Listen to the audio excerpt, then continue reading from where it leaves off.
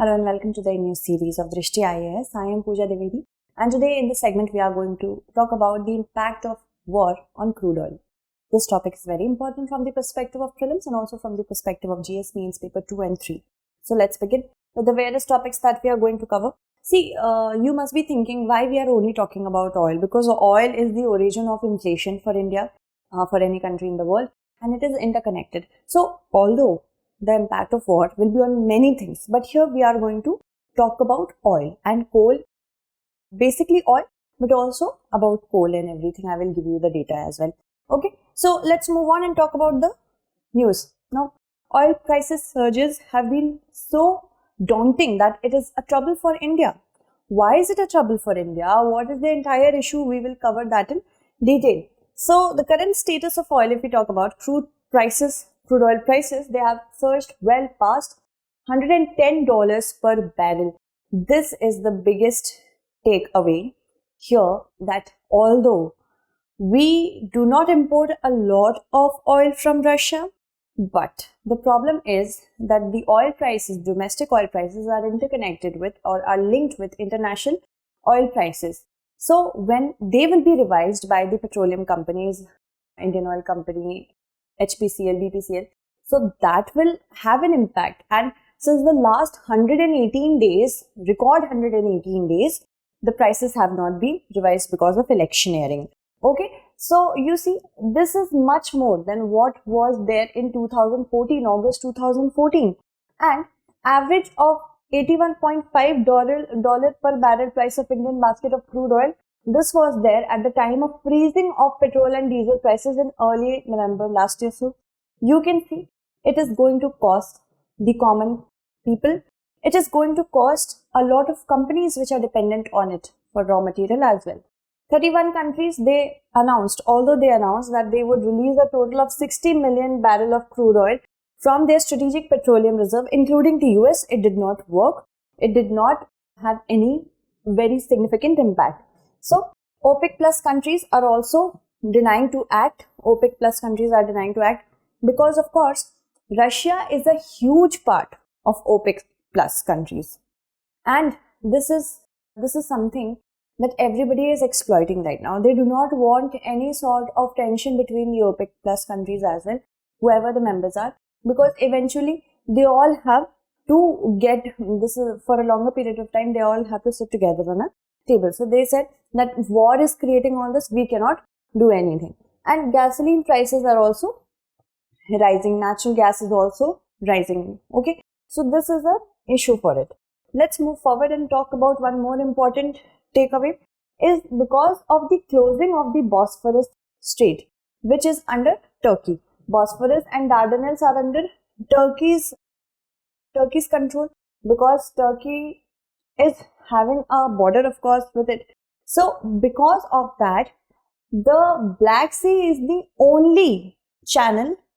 It has the only channel of 32 kilometers Bosphorus Strait to cover, to actually link it with Sea of Marmara and Mediterranean Sea, Asian Sea, Mediterranean Sea basically. So what is happening, that a lot of coal which should have access to Mediterranean Sea through Strait of Bosphorus and Dardanelles, this is not having any sort of other route to be carried from, and that is causing an issue. This is also causing a rise in prices of coal and other commodities which are, of course, which go from Russia through the Mediterranean Sea, through the globe. And why has Russia done that? Because Russia does not want any sort. First of all, sanctions are there, and secondly, no warship should be given access through Bosphorus Strait under the Montreux Convention. Read about the Montreux Convention. Under the Montreux Convention, invoking the Montreux Convention, Turkey has done that. This is your homework. Let's move forward. So you see how global commodity prices have moved. So these are the many things that we have to see. Brent crude, how much it has gone up. Coal, wheat, of course, Russia and Ukraine are the countries which have a huge capacity to produce and export wheat. Soybean oil, corn, then we have crude palm oil, sugar, cotton, skim milk powder, urea for India, of course, subsidies are going to rise. everything is being impacted. Now, moving forward, let's talk about more. Saudi Arabia increased the rates, taking the opportunity. Saudi Arabia became an opportunist. It increased the price, and that is, of course, war is there. Why not take an opportunity of it? So, top 3 oil exporter in the world: UAE, Saudi Arabia, Russia. For India, these are the top 3. Okay, Russia makes about 10 to 11%, approximately 10 to 11% of the production and export of not production, export of oil. So this is something that we have to understand. Now, if we talk about Russia, here you see that Russia is not in the 2021 or 2020 to 2021 import of oil from India. Why? Because India generally in 2021 it ordered 43,400 barrels per day, and that is about just 1% of the total oil imports. India imports 1.8 million tons of coal, and that is just about 1.3% of the import of coal by India. It also imports 2.5 million tons of natural gas, LNG, okay, liquefied natural gas from Russia. So you see, although India imports a hefty amount of all these things that I have mentioned from across the globe, Russia is not making a large part of it, a large chunk of it. Although Russia is an important partner when it comes to the entire other sectors such as strategic defense system, security, diplomatic relation, but not here. Now you see that India tried, these are the many countries, so Saudi Arabia and US have stood extremely significant when we talk about oil imports, but India wanted to diversify its portals. So Russia was a part of the diversification, okay? We will not put all our eggs in one basket. We will try to import from other countries as well. That is what India did. Now Russia is, because of it's going through sanctions, so that is an issue for India. Let's see what happens. So US, Russia, Canada, Australia, Brazil, Guyana, Norway, Egypt, Gabon, Ghana, Ethiopia, North Ethiopia, Equatorial Guinea, Libya and Nigeria. So these are the many countries from which India wants to diversify its oil imports. Okay, moving forward. Now, how will it impact India? For India, Russia supplies for only about a very small percentage, as I told you, 1%. The 1/3 of the, if we talk about the production of natural gas, 1/3 of the production of natural gas in Europe is done by Russia. The supply of natural gas and oil, it goes through 1/3 of it goes through Ukraine's pipeline. Ukraine is distorted, right? Or it's totally dismantled. Now, the thing is, supply is not the worry. We can supply from other countries as well. Why is the problem? As I told you, domestic prices are linked to international price. So when the international prices will rise, these will be revised by the Indian petroleum companies, which have not been done as of yet because of elections. So as soon as, if you are a person from UP, keep in mind that after the 10th of March, because of the elections, the prices were frozen for it has been frozen since the last 118 days. It has not been revised. It should have been revised daily. So as soon as the election results are out, it will rise. The prices of petrol are going to rise. Then, as I told you, public sector oil marketing companies have a role to play. Dealers also have a role to play. And of course, taxes which are levied by the center and the state also have a role to play in determining the prices of petrol and diesel in our country. So the center taxes rupees 32.9 per litre on petrol and 31.8 per litre on diesel. So the problem here becomes GST is already there. So a lot of maneuvering has to be done for taxation purpose here only. One of the biggest revenues through taxes comes from oil prices. And as GST has predetermined rates, cannot go on fluctuating. Now, what we can do, the center and the state can, do one thing, that they should talk about reducing taxes from their own end. Let's move forward and talk about more. Now, India imports 85% of its oil needs. And as I told you, it has not been revised. So what if Russia's export come to halt? Russia is a huge market, a huge supplier of oil. If it comes to halt, it will have an impact on the global economy. Many state companies, many American companies, or whoever companies, Indian companies, if they wanted to have a contract with respect to energy security, Russia is a good partner of India. Now, those companies, if not India, then those companies can be sanctioned against by the US, because why? It is having trade relations with Russia, which it should not have. So that is going to impact us. So impact on many industries are going to be there. Oil and gas for sure. Paints, because they use monomers and titanium dioxide as their raw material, and 50% of that is used on the raw materials, 50% of the expenditure. Chemical, cement, automobile industry, aviation, fuel, everything will rise. Fare tickets will be more. Automobiles have the issue of using raw materials which originate from oil in the manufacturing of tires. That is also going to cost us. There is going to be an inflationary pressure on plastics, resins, epoxy, adhesives, also fertilizers, as I told you, urea. Then we have FMCG, fast moving consumer goods. Everything will be having an ill impact of the rise in the oil price. Now, what more do we have to see here? Increasing current account deficit will be there. Current account deficit means, the basic understanding of current account deficit would be that if any country is importing more than it's exporting, then there will be a deficit. That means if India is not exporting, India is importing value of 1,000 rupees and it's importing 10,000 rupee value goods. So of course there will be a deficit, such a huge deficit. Now that is one thing. Secondly, the value of rupee is already depreciating. Can you tell me in the comment segment what is the value of rupee with respect to dollar right now?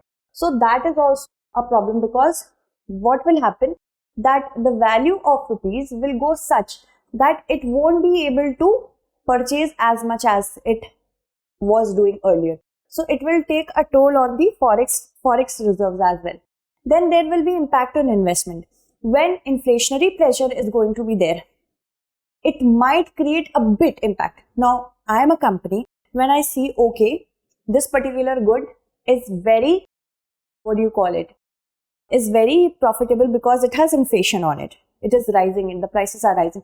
It can create, this is a paradox. It can create an increase in investment, because profit making is the sole purpose of any company. Then the crisis could also benefit clean energy markets which are working in renewables, which are working in ethanol blending, which are working in the hydrogen sector. These companies could benefit, because now we have to become Atmanirbhar in renewable energy, in clean energy, in green energy as well. This is the fear that India has been having, that what if the world is already so volatile, what if it becomes more volatile?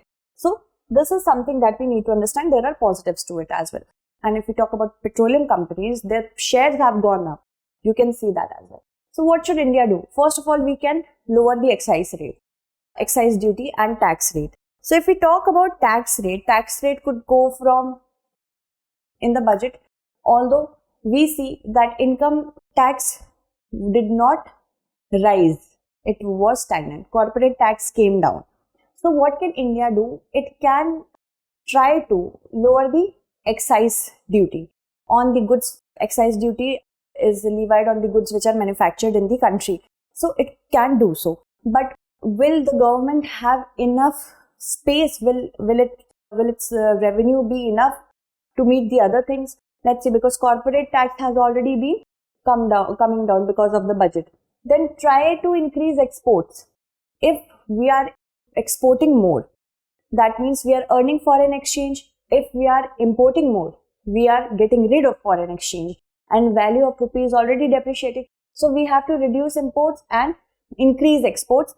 And if we have to decrease imports, we have to become self-dependent and we have to become an Atmanirbhar Bharat, substitute it or make the similar product in India. Then we have to explore ethanol production and clean energy. Ethanol blending program wants India to have 20% of ethanol blending with petrol till the year 2025. This should be the motto. Earlier it was 2030, but now it has been moved to 2025. Right now approximately it's 8%. Only 8% of ethanol blending is already there. So it is going to save a lot of money. It is going to be clean. Then lower excise duty, I've already told you. Increase strategic petroleum reserve. India already has strategic petroleum reserve. For this very reason, any disruption in the global supply chain of crude oil can be substituted by the reserves that we already have.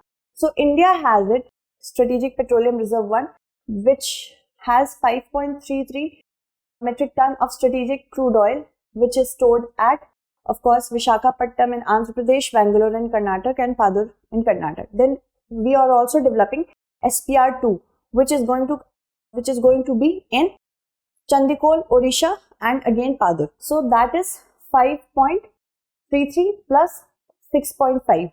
So approximately 12%, 12 metric tons of strategic crude oil reserves we are going to have in case of any disruption occurs for a longer period of time.